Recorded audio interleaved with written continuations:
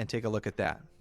So the last screen was how much they had in investments. Now we're looking at how much are they going to pay in taxes over their lifetime. This year, when John's going to make another $360,000 of income, they're going to pay $125,000 in taxes.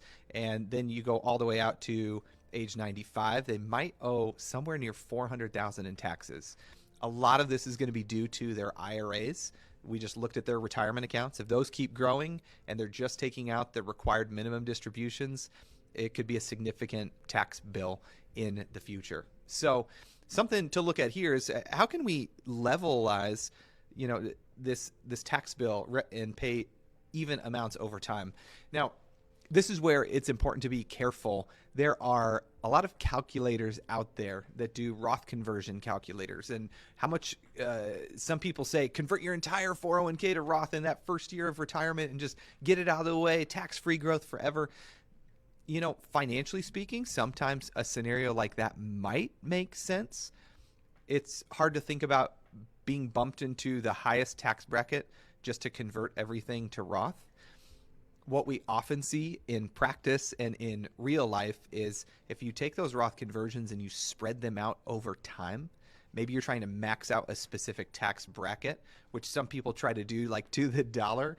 Not as important as looking at how can we spread out this tax liability over the next few years. And you can see here on their graph from 2025 to 2029, there is this window before Social Security starts at 70, before required minimum distributions start, where they could live off of those 3 taxable buckets that they had. They could do some Roth IRA conversions, and we're going to see the difference it makes in their plan. It's pretty phenomenal. So first here, we've done Roth conversions for 5 years. And so you click on that immediately and you can see you're going to pay more in taxes. And we really locked in what some good numbers would be for the next 5 years.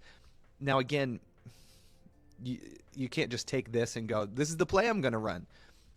Tax rates may change in the next couple of years, so you have to stay on top of that.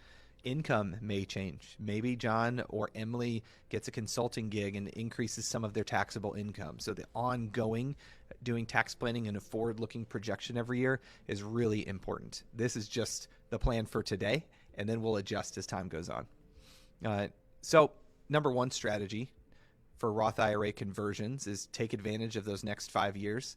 As you can see, doing those conversions is going to save them potentially $1.2 million in taxes over their lifetime. You can see the taxes increase for 5 to 6 years, and then they're massively decreased. So instead of $400,000 at age 95, it's really like it's under $300,000. So pretty big difference. Again, you could run a calculator that probably saves more in taxes by converting way more now. It's hard thinking that that would be realistic, but hey, maybe do it. Number 2 part is one of the things that somebody in their position might be thinking about is I'm not going to need all of this. So where are the different places I could use my extra? Do I want, this is a great question, when I'm 95 and my kids are fill in the blank, do I want my kids to be receiving X amount of dollars at that time? What's the worst thing that could happen if they were to receive that at that time? And so some people are looking at how can they give right now? So you can give to family and do annual gifts. You can do gifts to charity, or you could just spend extra and use it on yourself. So as far as tax planning goes, if you're looking at doing a charitable gift for John and Emily, we click on $120,000 charitable gift this year when they're going to retire and they're having a high income year still. A lot of times those last couple years of retirement are great opportunities to give charitably. Another video, we'll talk about donor advised funds and giving appreciated stock as your vehicle for giving money to charity. Now, using a donor advised fund, they wouldn't have to give it all away to the different charities. They could figure out that plan over time. So this is going to save even more in taxes. Let's see what happened there. Turn it off. Roth IRA conversion saves about $1.2 million in taxes. This gift over the lifetime increases that to 1.4.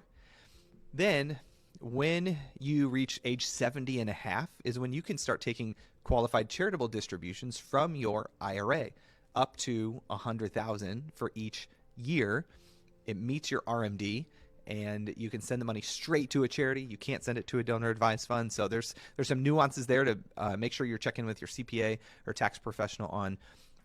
But let's say John does $50,000 in qualified charitable distributions between age 75 and age 95. So that's 20 years, $50,000. That's a total of $1 million given to charity.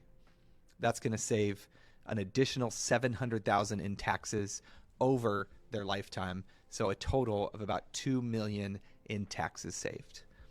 So quick summary here, and then I'll let you go. John and Emily retiring this year, $8 million saved, $240,000 of total annual living expenses. They're looking to optimize their income plan for taxes. Here is the results. Over $2.5 million of taxes saved. You saw over $2 million during their lifetime. They've also moved a bunch of money from IRA to Roth IRA. And what that has done is it's reduced the taxes their beneficiaries would pay.